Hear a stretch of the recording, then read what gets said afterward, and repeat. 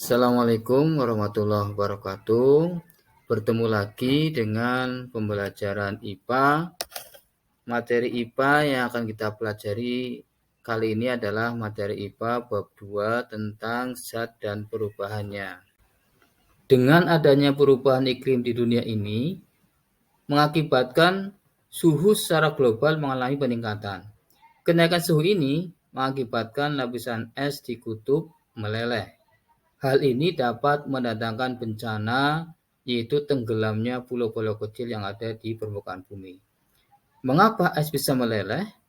Apa yang sebenarnya terjadi pada saat es meleleh? Bagaimana cara kita memperlambat proses melelehnya es? Dalam bab ini, kalian akan mempelajari zat dan perubahannya.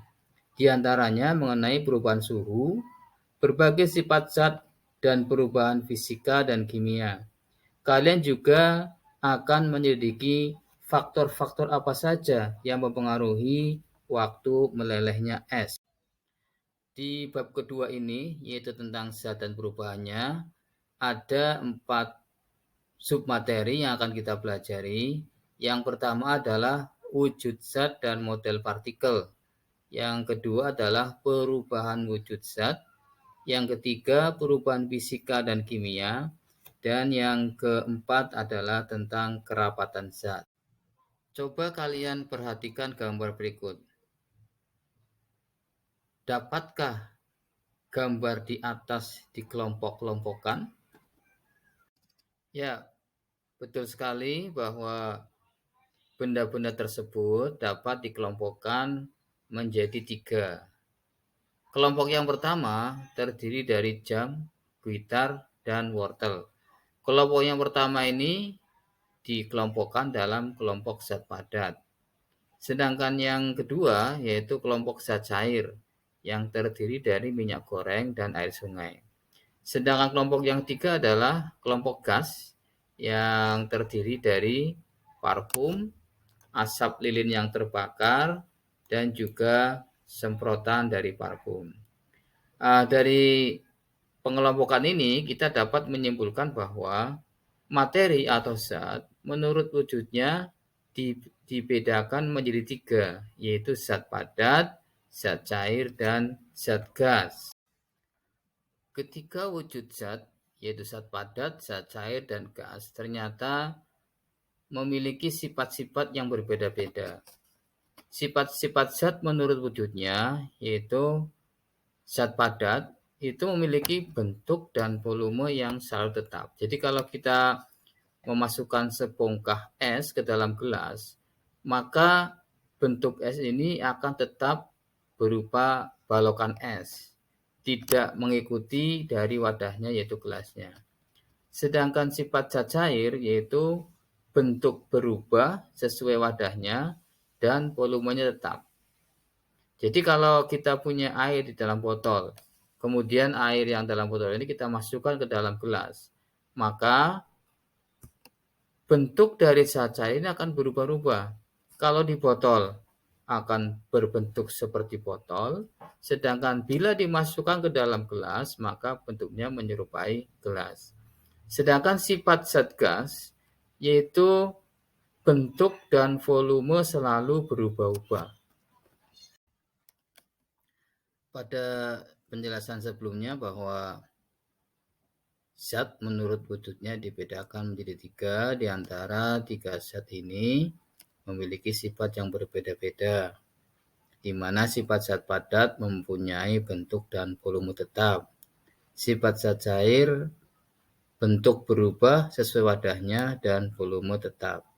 Sedangkan sifat zat gas bentuk dan volume selalu berubah-ubah. Namun tahukah kalian mengapa zat padat umumnya sulit berubah bentuk dan tidak mudah ditekan? Dan mengapa zat cair berubah bentuk sesuai dengan wadahnya? Dan pada gas, mengapa gas materi yang paling mudah ditekan dan mengapa gas selalu menyebar? Mari kita lanjutkan pembahasan berikutnya. Sesuai dengan apa yang tadi dijelaskan bahwa antara wujud zat padat, zat cair, dan gas itu memiliki perbedaan-perbedaan sifat. Perbedaan-perbedaan sifat ini dipengaruhi oleh terutama susunan dari partikel-partikel zat penyusunnya. Kalau kita memegang benda zat padat, kemudian kita tekan, maka cenderung zat padat ini mempunyai bentuk yang tetap. Tapi kalau kita perlakukan pada zat cair yang dimasukkan ke dalam botol, kemudian botol dari plastik ini kita tekan, maka botol dari plastik ini akan berubah bentuk. Apalagi kalau air ini dimasukkan dalam plastik, maka ketika kita tekan-tekan, maka zat cair ini akan mudah berubah bentuk. Sedangkan gas ini juga akan mengalami perubahan bentuk. Misalkan kalau kita meniupkan angin ke dalam plastik, maka angin ini akan berbentuk seperti plastik. Dan ketika kita meniupkan angin ke dalam balon, maka bentuknya seperti balon. Selain itu, gas itu mudah sekali menyebar. Misalkan saja ya di antara kita ada yang pakai parfum. Maka parfum ini tidak hanya berbau pada satu tempat, maka parfum ini akan menyebar ke tempat-tempat lainnya. Bagaimana aroma ini bisa menyebar ke tempat-tempat lainnya? Ini dikarenakan sifat gas itu yang cenderung untuk memisahkan diri dari kelompoknya atau menyebar. Berdasarkan model partikel dari masing-masing zat, maka dapat kita lihat susunan dari zat padat. Kalau kita lihat, maka pola-pola penyusunan partikel zat padat itu memiliki pola yang teratur, berdekatan, dan berikatan sangat kuat. Sehingga ketika kita akan memisahkan zat padat, akan sulit sekali. Misalkan kita akan memisahkan batu, ya, maka dengan tenaga yang lebih kuat baru kita bisa memisahkan batu. Kenapa demikian? Karena ketika partikel-partikel penyusun zat ini dalam wujud padat, dia memiliki ikatan yang sangat kuat.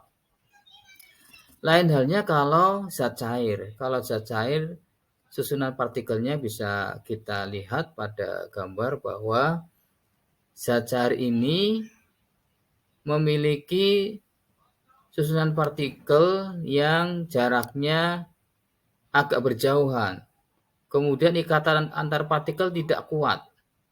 Dan partikel-partikelnya ini bergerak secara acak, tidak seperti zat padat yang berikatan sangat kuat. Kemudian pada zat gas, partikel-partikel penyusunnya tersusun jarak antar partikel sangat renggang, tidak beraturan, dan mudah menyebar karena ikatan antar partikel ini sangat lemah. Kita lanjutkan pada subbab berikutnya, yaitu yang B, perubahan wujud zat. Coba perhatikan gambar. Apa yang akan terjadi ketika kita merebus es? Ya, betul. Ketika kita merebus es, maka akan terjadi perubahan dari es yang bentuknya padat menjadi cair. Dan setelah es ini mencair, kemudian kita rebus terus, maka akan mencapai kondisi di mana air mendidih. Dan ketika air yang mendidih ini kita rebus terus, maka lama-lama atau lama-kelamaan air ini akan berubah wujud menjadi gas. Air ini akan menguap. Pada pembahasan sebelumnya sudah dijelaskan bahwa materi menurut wujudnya dibedakan menjadi 3, yaitu ada zat padat, zat cair, dan gas.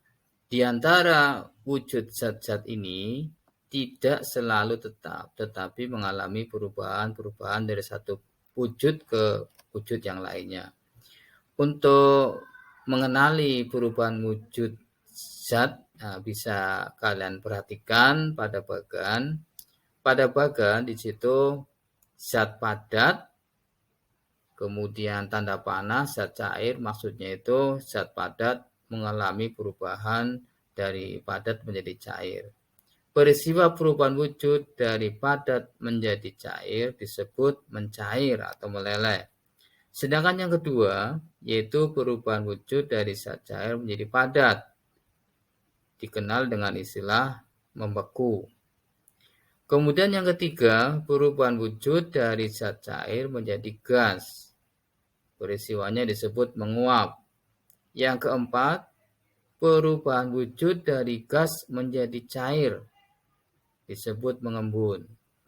Yang kelima, perubahan wujud dari padat menjadi gas, disebut menyublim. Dan yang keenam, perubahan wujud dari gas menjadi padat. Jadi dari gas langsung menjadi padat, peristiwanya disebut mengkristal.